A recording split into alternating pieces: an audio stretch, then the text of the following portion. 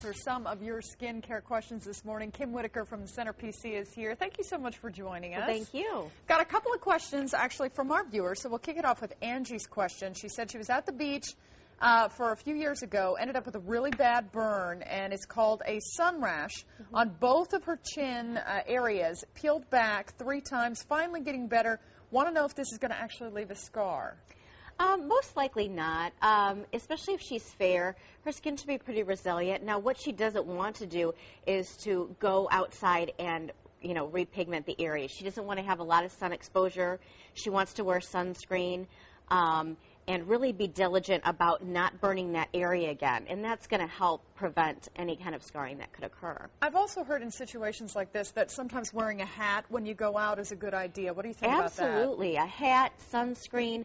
There's even protective clothing that you can wear if you're concerned about, your body and developing melanoma or any kind of skin cancer on the body. Protective clothing is a good alternative if you're really diligent about not getting any sun exposure whatsoever. All right, so there you go, Angie. Just cover it up right there. And Jackie says, have a facial scar resulting from about 15 stitches underneath the left eye. Follows the natural curve of the cheek and the muscles when she smiles. What kind of techniques can be used to utilize or to reduce, the appearance of the scar, and approximate cost if she wants to have it professionally taken care of? Okay, first of all, if it's a fresh scar, at home she can massage the scar. Massaging scar is going to help keep them a little flatter and not get that raised appearance. Give me an example of what massaging a scar would be. Yeah, just in little circular motions. You can do it between the fingers or just with your little fingers here. Okay. And, gently doing that several times a day can help prevent that buildup of scar tissue. So it's almost like working out that area of the skin is what you're talking about. That's if it's fresh, though. Okay. Now, if it's an older scar, laser treatments work fairly well for, reducing the appearance of the scar, maybe lessening that redness and that buildup of the scar tissue. And that can run, in the hundreds to even the thousands for that. And it usually takes several treatments. It's not going to be a one-time treatment. Awesome. Last time that you were here, we actually had a question that we weren't able to get to. Someone had asked about the lines around the mouth.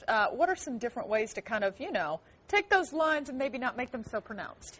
The best way to do that is with what's called a dermal filler. And what that is, it is going to go underneath the skin and fill up that area so that appearance of these, what they're called nasolabial folds, is not going to be so great. They're going to soften that very nicely. It's going to gently, or very nicely fill that area and soften that area.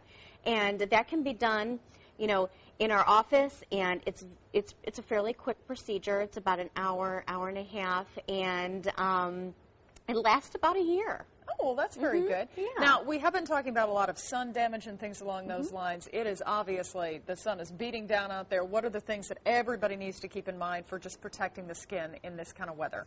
Sunscreen, number one. A sunscreen preferably with titanium dioxide and zinc oxide, which are your physical sunscreens, are definitely the best.